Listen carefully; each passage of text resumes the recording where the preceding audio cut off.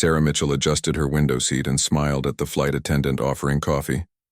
At 34, she had taken countless flights during her military career, but now as a civilian consultant, air travel felt different, more relaxed, more ordinary.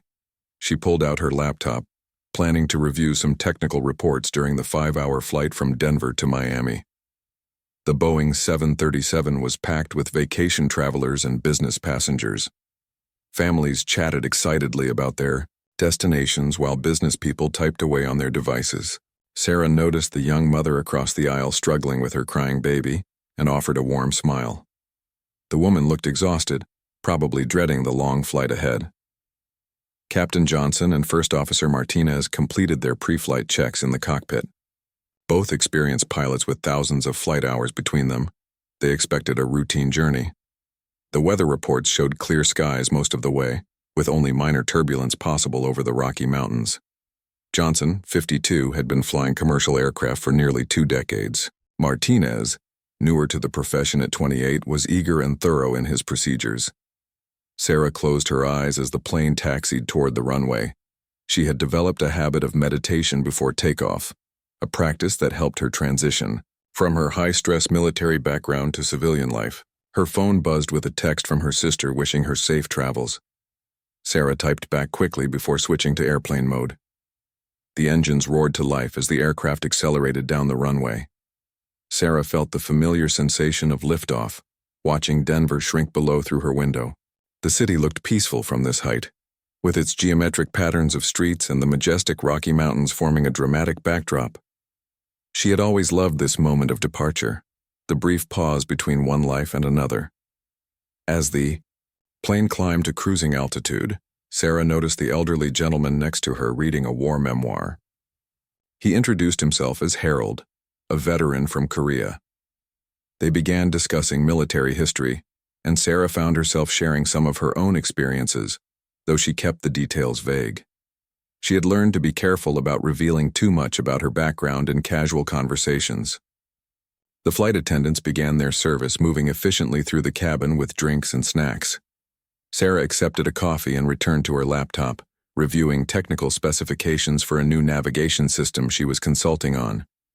Her military experience in avionics and aircraft systems had translated well into civilian consulting work, though she sometimes missed the intensity and purpose of her previous career. About an hour into the flight, Sarah noticed something subtle that most passengers would miss. The plane's engine sound had changed slightly, becoming less smooth than before. Her trained ear picked up the irregularity immediately. She looked out the window but saw nothing unusual. The change was so minor that even the other passengers seemed unaware, continuing their conversations and activities normally. Sarah debated whether to mention anything to the flight crew. In her military days, she would have investigated immediately, but as a passenger, she felt uncertain about her role. She decided to wait and monitor the situation, trusting that the pilots would notice any significant issues. Her military training had taught her to observe first, act second. The captain's voice came over the intercom with a routine announcement about reaching cruising altitude and expected arrival time. His tone was calm and professional, giving no indication of any problems. Sarah relaxed slightly, thinking perhaps she had been overly sensitive to normal aircraft sounds. Meanwhile, in the cockpit, Captain Johnson was reviewing some unusual readings on his instruments. The engine parameters were within normal ranges, but something felt different. He mentioned his concerns to Martinez, who double-checked the systems. Everything appeared normal on paper, but both pilots had learned to trust their instincts as much as their instruments. Sarah struck up a conversation with Harold about his service in Korea. He described the challenges of operating equipment in harsh conditions and how soldiers had to improvise solutions when technology failed. His stories reminded Sarah of her own experiences dealing with aircraft emergencies in remote locations, where quick thinking and technical knowledge often meant the difference between mission success and failure. The plane encountered some light turbulence over the mountains, nothing unusual for this route. Most passengers barely noticed, but Sarah felt the aircraft's response seemed slightly off. The way it handled the air currents suggested something might be affecting its normal flight characteristics. She found herself unconsciously analyzing the plane's behavior, her military training impossible to completely switch off. A businessman across the aisle was complaining loudly about the Wi-Fi connection, apparently missing an important video conference. Sarah smiled to herself, thinking about how different priorities could be depending on your perspective. She had once flown missions where communication blackouts lasted for days, making a few hours without internet seem trivial by comparison. The flight attendants continued their professional service, but Sarah noticed one of them, Jennifer, seemed slightly more attentive than usual. She was checking with the cockpit more frequently and scanning the cabin with what appeared to be trained awareness. Sarah wondered if the crew had noticed something as well, or if she was reading too much into normal procedures. As the plane continued its journey, Sarah found herself caught between her civilian passenger role and her deeply ingrained military instincts. She had spent years developing expertise in aircraft systems and emergency procedures, but now she was supposed to simply trust others to handle any problems. The internal conflict felt strange after so many years of taking charge in critical situations. The peaceful flight continued, with most passengers settling into their routines of reading, sleeping, or working. Children played games while their parents relaxed.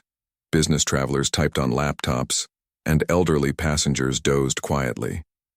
None of them suspected that their journey might soon require skills that only one person on the plane possessed, skills that Sarah hoped would never be needed, but had trained her entire career to use when lives depended on making the right decisions under pressure. 2 hours into the flight, the subtle changes Sarah had noticed earlier became more pronounced. The engine sound developed a rhythmic variation that set her on edge. She closed her laptop and listened carefully, her trained ear analyzing each nuance of the aircraft's performance. The irregularity was definitely getting worse. Captain Johnson felt it too. In the cockpit, warning lights began flickering intermittently on the engine monitoring display. The readings would spike briefly into yellow zones before returning to normal, creating a pattern that concerned both pilots. Martinez ran through the emergency checklist while Johnson maintained steady control of the aircraft. Flight 847, this is Denver Center, crackled through the radio. We're showing some unusual telemetry from your aircraft. Please confirm your status, Johnson keyed the microphone. Denver Center, Flight 847. We're experiencing some intermittent engine parameter fluctuations. Currently investigating. All systems appear stable at this time.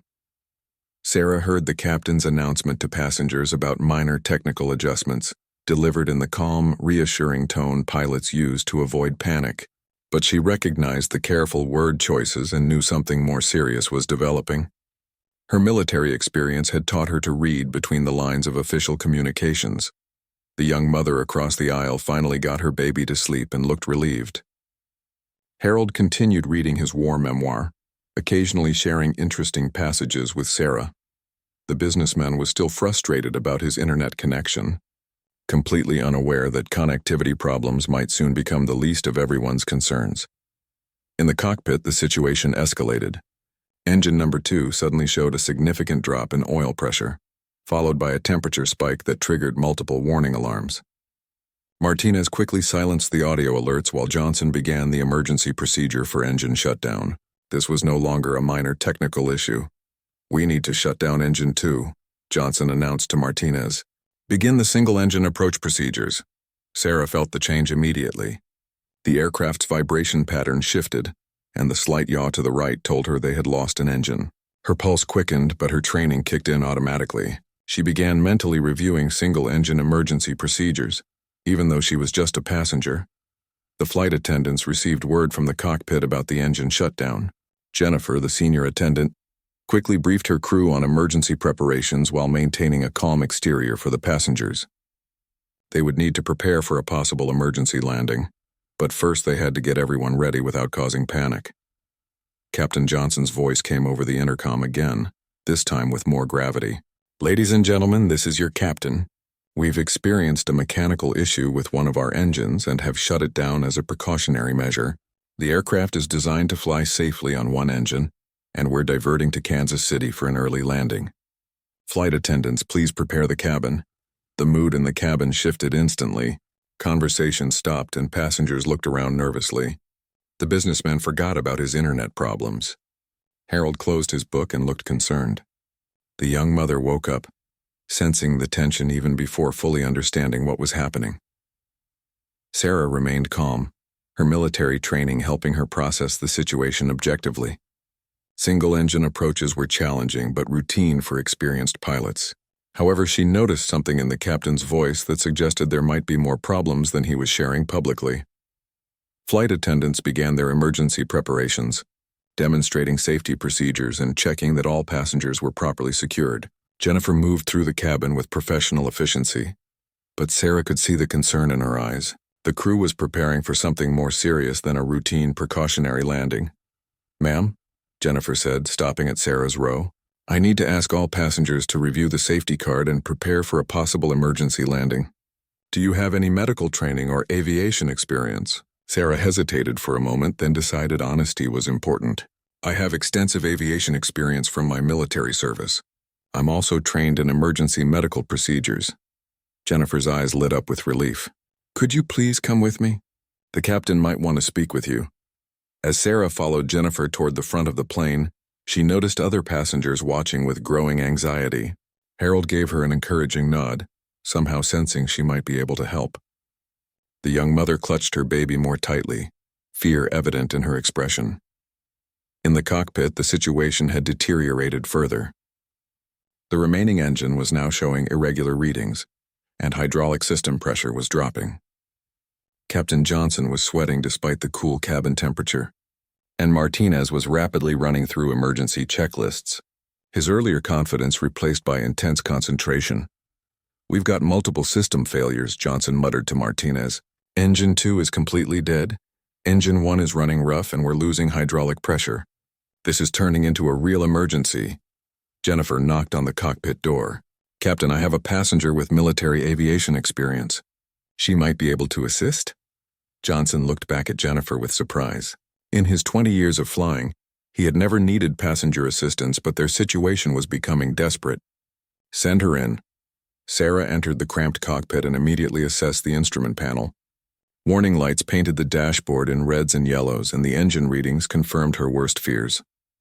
This wasn't just a single-engine situation anymore.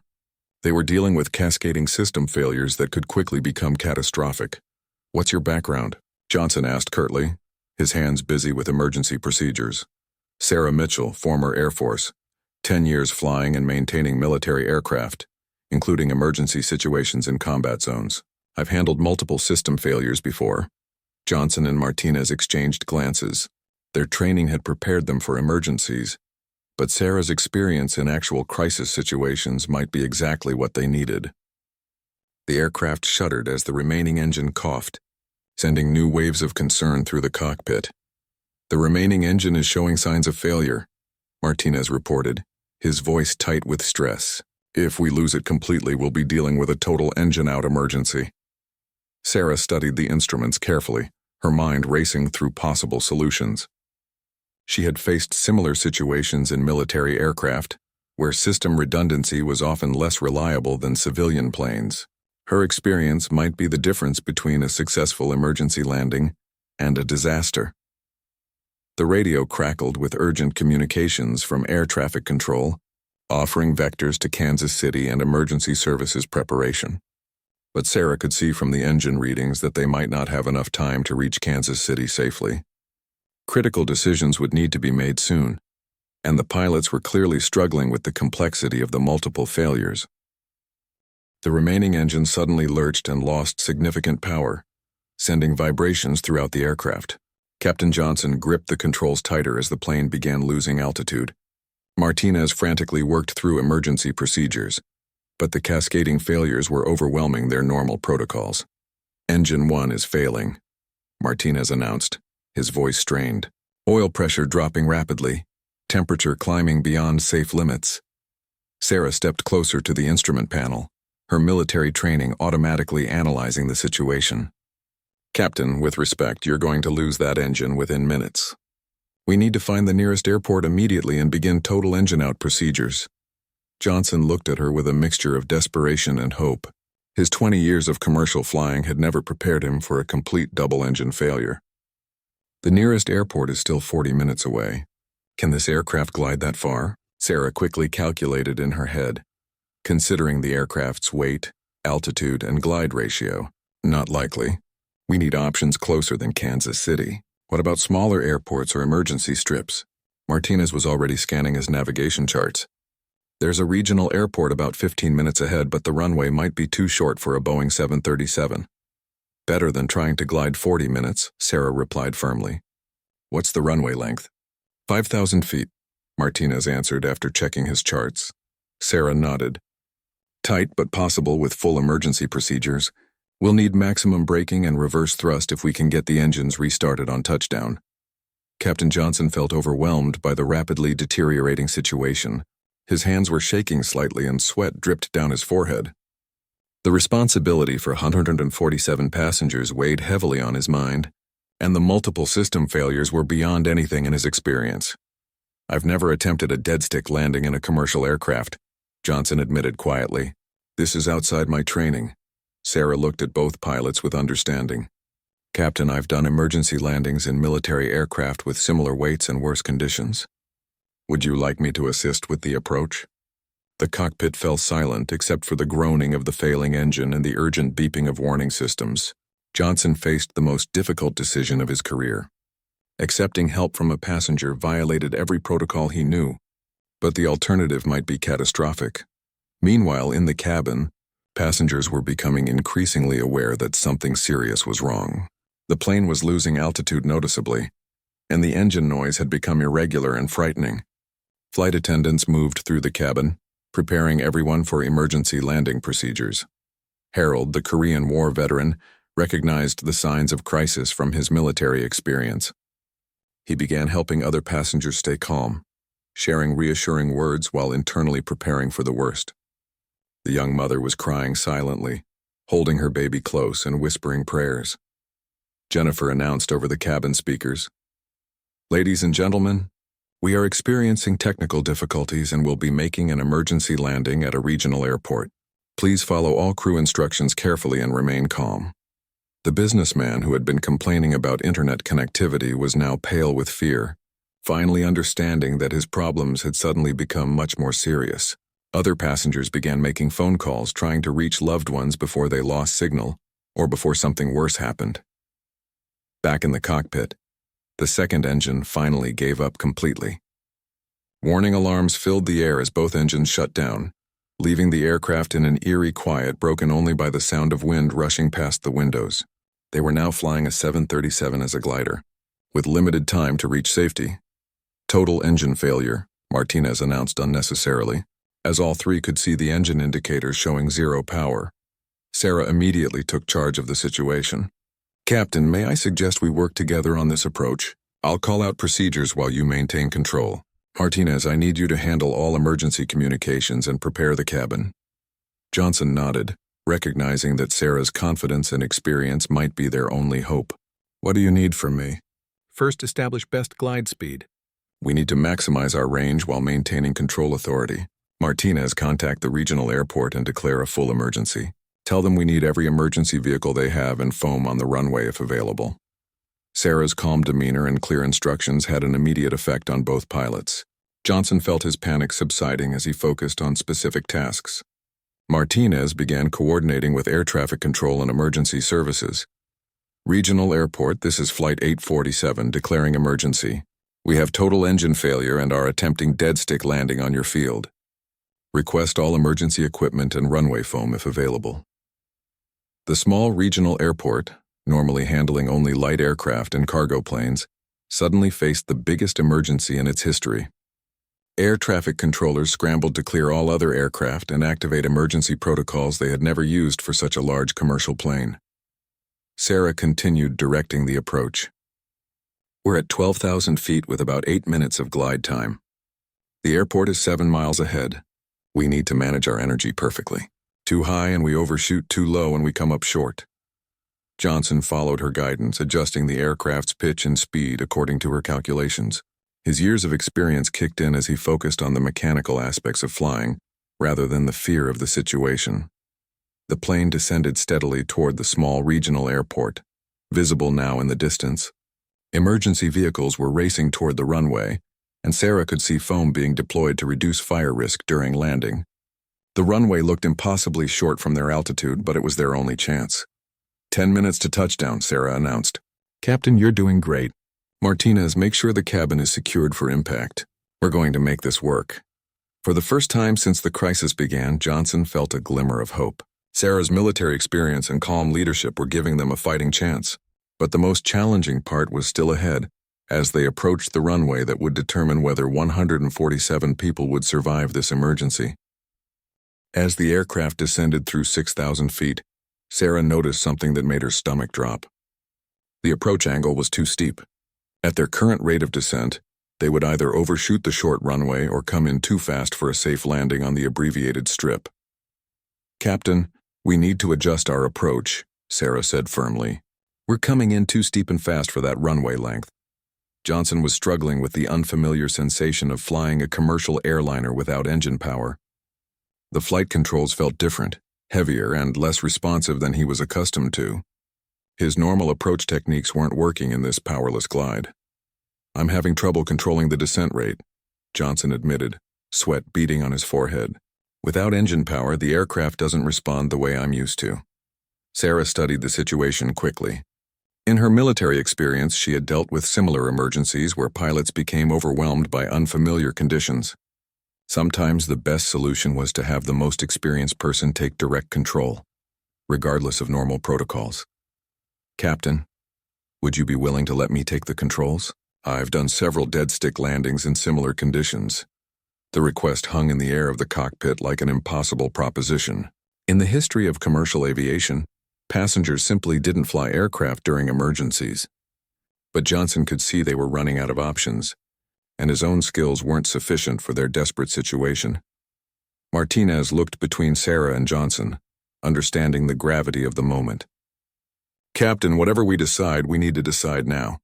We're at 4,000 feet. Johnson made the hardest decision of his flying career. Take the controls, Sarah. But I'm staying right here to assist however you need."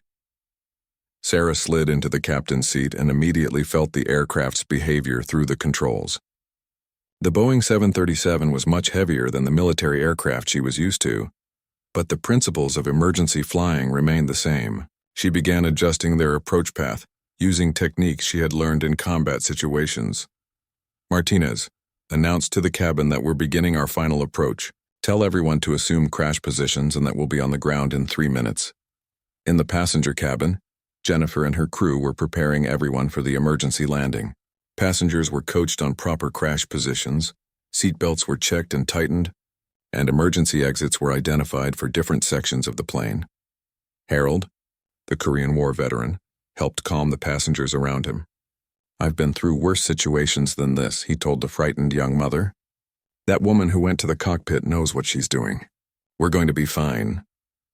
The businessman had stopped worrying about his internet connection and was now helping other passengers prepare for the landing. Crisis had a way of changing people's priorities quickly, and he found himself thinking about his family instead of his missed video conference. Sarah aligned the aircraft with the small runway, visible now as a narrow strip surrounded by open fields. The regional airport's emergency vehicles were positioned along the runway, their lights flashing in preparation for the incoming emergency. 3,000 feet, Martinez called out, monitoring their altitude. "Runway in sight, emergency vehicles standing by." Sarah calculated their approach speed and descent rate, making small adjustments to keep them on the optimal glide path. The aircraft was responding well to her control inputs, but she knew the real challenge would come during the actual touchdown and stopping sequence. 2,000 feet. Speed 140 knots, descent rate steady. Johnson watched Sarah's technique with amazement. Her movements were precise and confident, showing no signs of the panic he had felt earlier. She was treating this emergency like a routine training exercise, which somehow made him feel more confident about their chances. Regional Airport, Flight 847 on final approach. Request confirmation that runway is clear and emergency equipment is ready. Flight 847, runway is clear, foam deployed. All emergency vehicles standing by. Wind is calm, cleared to land. Sarah smiled grimly at the radio call. Cleared to land seemed like an understatement for their situation, but she appreciated the air traffic controller's professional calm during their crisis. 1,000 feet, Martinez announced. Looking good, Sarah. The runway was getting larger in the windscreen, but Sarah could see how short it really was. Most commercial aircraft used runways twice this length. and they would be landing without any engine power to help with reverse thrust. Everything would depend on the brakes and her ability to touch down precisely at the runway's beginning. Sarah keyed the intercom to address the passengers directly. "Ladies and gentlemen, this is Sarah from the cockpit. We're about to touch down on a short runway. The landing may feel firm, and there will be maximum braking immediately afterward. Stay in your crash positions until we come to a complete stop." Her calm, authoritative voice over the intercom had an immediate effect on the passengers. Instead of the captain's voice, they were hearing from someone who sounded completely in control of the situation. Many passengers felt their anxiety decrease slightly. 500 feet, Martinez called. "Perfect approach angle, Sarah." Sarah could see individual emergency vehicles now, positioned along the runway ready to respond if anything went wrong during the landing or stopping sequence. The foam on the runway reflected the afternoon sunlight, creating a white carpet that would help prevent fires if they had any fuel leaks. Johnson remained ready to assist but was impressed by Sarah's handling of the approach. She was flying the Boeing 737 like she had been doing it for years, making subtle adjustments that kept them perfectly aligned with the runway center line. 200 feet. Speed on target, rate of descent good. The ground was rushing up toward them now, and Sarah prepared for the most critical part of the emergency. She had successfully completed the approach phase, but landing and stopping on the short runway would require perfect timing and maximum use of every available braking system. 100 feet. Touchdown in 10 seconds, Martinez announced as Sarah prepared to find out if her military training would be enough to save 147 lives in the next few crucial moments. Sarah held her breath as the Boeing 737's wheels touched the runway with a firm thud that shook the entire aircraft. The moment of contact sent vibrations through the plane, but she had achieved exactly what she wanted. Touchdown right at the beginning of the short runway with minimal floating. "Touchdown," Martinez called out as Sarah immediately deployed the spoilers and began maximum braking procedures. The aircraft's weight pressed down on the landing gear as Sarah applied steady, firm pressure to the brake pedals, without engine reverse thrust to help slow them down. Everything depended on the wheel brakes and the deployed spoilers reducing lift over the wings. In the passenger cabin, people felt the firm landing and the immediate deceleration as maximum braking began. The young mother held her baby tightly, feeling the aircraft slow dramatically. Harold gripped his armrests, his military experience telling him they were doing everything right to stop safely. "Brakes holding," Johnson announced, monitoring the brake temperature gauges that were climbing rapidly under the extreme demands being placed on them. Sarah could feel the aircraft responding to her control inputs, but the end of the runway was approaching faster than she would have liked. The Boeing 737 was a heavy aircraft, and even maximum braking took significant distance to overcome the momentum of their landing speed. Emergency vehicles began following the aircraft down the runway, ready to respond if the brakes failed, or if they overran into the grass beyond the pavement. The foam on the runway helped reduce the risk of fire, but everyone watching held their breath as the plane continued its braking sequence. "Half runway remaining," Martinez announced, watching their position markers. Sarah increased the brake pressure slightly, pushing the system to its limits without causing the wheels to lock up and skid. Her military training had taught her to find the maximum braking efficiency without losing control, a skill that was proving crucial in their emergency. The aircraft's speed continued dropping, but Sarah could see they were going to use every foot of the available runway. The end of the pavement was clearly visible ahead, with open grass field beyond where no aircraft should ever go. "Quarter runway remaining," Martinez called out, his voice tense. Sarah made a split-second decision and pulled the emergency brake handle, applying maximum stopping power even at the risk of blowing the tires. The aircraft shuddered under the extreme braking forces, and passengers felt themselves pressed forward against their seatbelts.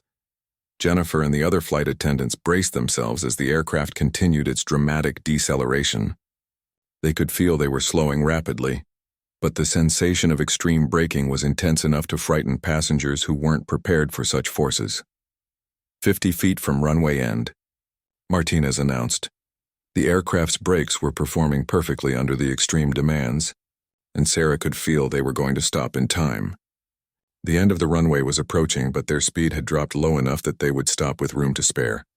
With a final shudder, the Boeing 737 came to a complete stop about 20 feet from the end of the runway.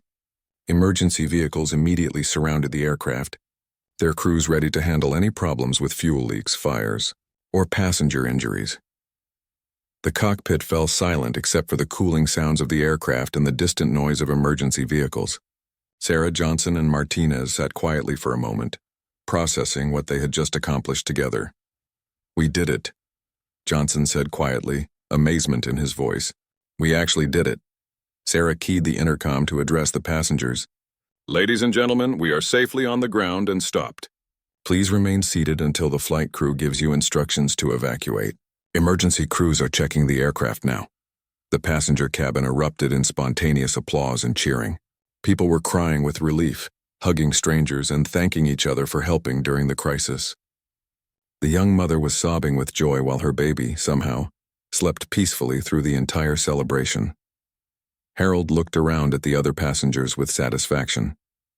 He had known from his military experience that they had competent leadership handling their emergency, and his confidence had helped keep others calm during the critical moments.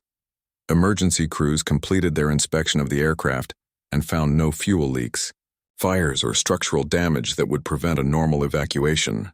The pilots had successfully landed the aircraft with no engines and stopped it safely on a runway that was barely long enough for their needs. "All passengers and crew, this is your captain," Johnson announced over the intercom. "We will be evacuating through normal doors rather than emergency slides. Please wait for crew instructions and help each other as we exit the aircraft." Sarah remained in the cockpit as passengers began their orderly evacuation. She felt the familiar mixture of exhaustion and adrenaline that followed successful emergency operations. Johnson and Martinez were completing their post-landing checklists, though many of the procedures didn't apply to their unusual situation. "Sarah," Johnson said, "I need to ask you something. What made you so confident you could land this aircraft?" Sarah smiled. "Honestly, Captain, I wasn't completely confident, but I've learned that in emergencies, acting with confidence is often more important than feeling confident. The aircraft doesn't know if you're scared. It only responds to your control inputs." Martinez shook his head in amazement. "I've never seen anything like that approach and landing. You flew that Boeing like you'd been doing it for years." "The principles are the same across different aircraft," Sarah explained. "Emergency procedures, energy management, and precision flying translate between platforms. My military training included scenarios like this one. Outside the aircraft, emergency crews were helping passengers exit and checking everyone for injuries. News crews were arriving at the small regional airport, drawn by reports of the emergency landing. The story was already spreading that a passenger had helped land the commercial aircraft. As Sarah prepared to leave the cockpit, she reflected on how quickly circumstances could change. Hours earlier, she had been a routine passenger planning to review technical reports during a normal flight. Now she had helped save 147 lives using skills she never expected to need in civilian life. The successful emergency landing would soon make headlines around the world, but for now, Sarah was simply relieved that everyone was safe and looking forward to calling her sister to let her know the flight had arrived safely, though not quite as planned. As passengers filed off the aircraft, word spread quickly among them about who had actually landed their plane.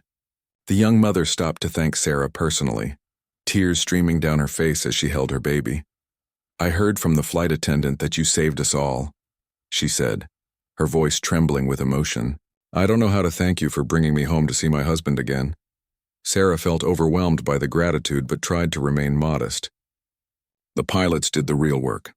I just helped with some procedures I was familiar with from my military background." Harold, the Korean War veteran, approached Sarah with a knowing smile. "I figured you had some serious training when you stayed so calm during the emergency. What branch of service?"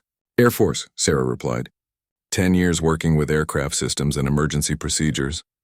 "Well, you sure put that training to good use today," Harold said, shaking her hand firmly. "Those pilots made the right choice asking for your help." The businessman who had been complaining about internet connectivity approached Sarah hesitantly. "I owe you an apology," he said. "I was being difficult about trivial things while you were prepared to handle a real crisis. Thank you for what you did." News crews had arrived at the small regional airport and were interviewing passengers about their experience. When they learned that a passenger had helped land the aircraft, reporters immediately began searching for Sarah to get her side of the story. Captain Johnson emerged from the cockpit looking exhausted, but relieved. He sought out Sarah before speaking with investigators or media representatives. When he found her helping an elderly passenger with her luggage, he waited patiently for her to finish. "Sarah, I need to speak with you privately before the investigators arrive," Johnson said seriously. They found a quiet corner of the small terminal building, away from the crowds of passengers, emergency personnel, and gathering media. Johnson looked at Sarah with an expression of profound gratitude mixed with professional concern. "What we did in that cockpit goes against every protocol in commercial aviation," Johnson began. "Passengers don't fly airplanes during emergencies. But you saved 147 lives today, including mine." Sarah nodded, understanding his concern. "I realized the situation was highly irregular, Captain. I was prepared to accept whatever consequences came from violating normal procedures." "There won't be any consequences," Johnson said firmly. "I'm going to tell the investigators exactly what happened and why I made the decision to accept your help. You had the skills we needed, and you used them to save lives." Federal Aviation Administration investigators arrived at the airport within hours of the emergency landing. They began interviewing the flight crew, passengers, and ground personnel to understand exactly what had occurred during the flight and emergency landing. The lead investigator, a veteran FAA official named Robert Chen, had seen many aircraft emergencies during his career, but never one involving passenger participation in actually flying the aircraft. He approached the investigation with careful attention to both the technical aspects and the human factors involved. "Captain Johnson," Chen began during his interview, "walk me through your decision-making process when you allowed the passenger to take control of the aircraft." Johnson explained the cascade of system failures, the deteriorating flight conditions, and his recognition that Sarah's experience exceeded his own in the specific type of emergency they were facing. He emphasized that the decision was made based purely on maximizing the chances of survival for everyone aboard. When Chen interviewed Sarah, he was impressed by her technical knowledge and calm demeanor.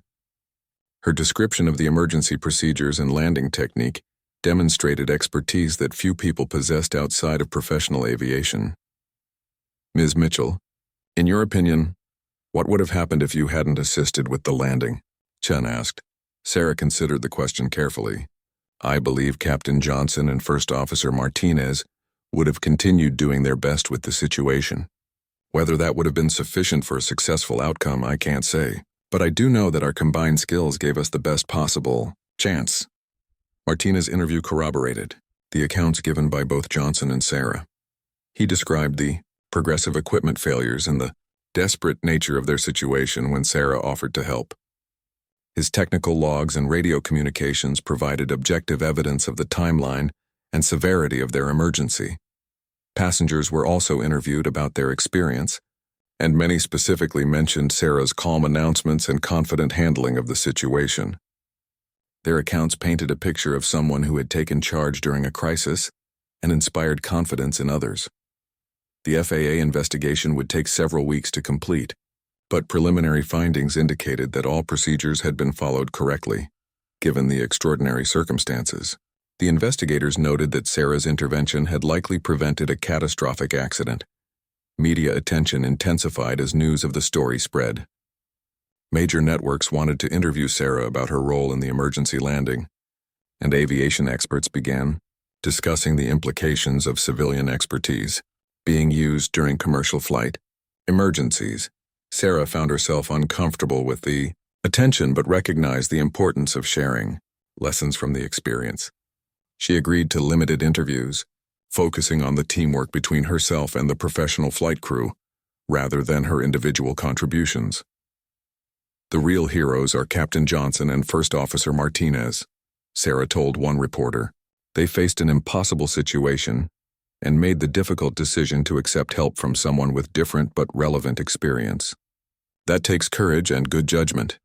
The airline issued a statement praising all three members of the flight crew for their professional response to the emergency and thanking Sarah for her assistance. They announced that both pilots would receive additional training in extreme emergency procedures. Aircraft manufacturers began reviewing the incident to understand how multiple system failures had occurred and whether design changes might prevent similar situations in the future. Sarah's technical input was valuable in helping engineers understand how the failures had progressed and how crews might better respond. As the immediate crisis faded and official investigations proceeded, Sarah began to process the full impact of what had happened. She had used her military training to help save civilian lives, bridging the gap between her past career and her current life in an unexpected and dramatic way. 6 months after the emergency landing, Sarah's life had changed in ways she never expected. The FAA investigation concluded that her actions had prevented a catastrophic accident, and she received commendations from both military and civilian aviation organizations. But the most meaningful changes were personal ones. The young mother from the flight, Maria Santos, had kept in touch with Sarah. They met for coffee regularly, and Maria's baby had taken his first steps in Sarah's living room. The bond formed during those terrifying moments in the air had developed into a genuine friendship. "I think about that day every time I see a plane overhead," Maria told Sarah during one of their visits. "But instead of being afraid, I think about how competent people like you are out there, ready to help when things go wrong." Harold, the Korean War veteran, had become something of a mentor to Sarah. His perspective on using military skills to help civilians resonated deeply with her ongoing transition from military to civilian life. They often discussed how military training could be applied to peacetime challenges. "You showed me something important that day," Harold told Sarah. "Military experience doesn't have to be left behind when you take off the uniform. Those skills can serve people in ways you never expect." Captain Johnson and First Officer Martinez had both undergone additional training and returned to flying. Johnson, in particular, had been profoundly affected by the experience and had become an advocate for improved emergency training that included scenarios involving passenger expertise. "That day taught me that good leadership sometimes means recognizing when someone else has better skills for the situation," Johnson explained during a safety conference. "Pride and protocol matter, but not more than the lives of the people depending on you." The airline industry had taken notice of the incident and begun reviewing policies about passenger assistance during emergencies. While the circumstances of Sarah's involvement were highly unusual, aviation experts recognized that civilian expertise might occasionally be available and valuable during crises.